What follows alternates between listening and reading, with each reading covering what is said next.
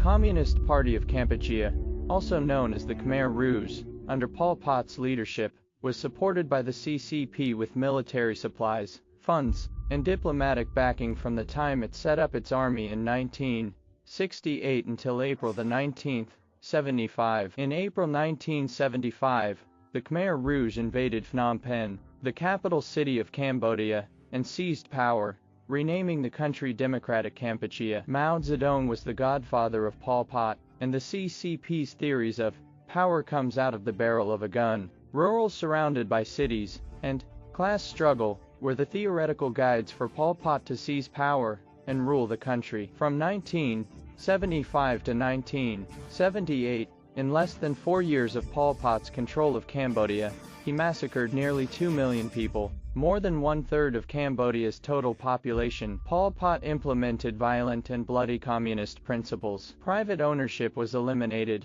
commodities were banned from free trade, currency was abolished, and even families were forced to disintegrate, with people divided into men's and women's labor teams according to military establishments. Pol Pot viewed cities as ugly symbols of capitalism, and ordered all residents of cities to be relocated to the countryside. Within days, about 2 million residents of Phnom Penh were forced to leave the city and undertake hard labor in the countryside, losing all their properties overnight. Phnom Penh, known as the Paris of the East, became a dead city, and hundreds of thousands died from starvation and disease during the trek. The political struggles and purges within the Cambodian Communist Party were even more brutal. Political prisoners were sent to the infamous S-21 concentration camp and Choyang Ek killing fields, where executioners systematically killed people on Pol Pot's orders. To save bullets, clubs and axes were used for executions. Among those killed were overseas Cambodians,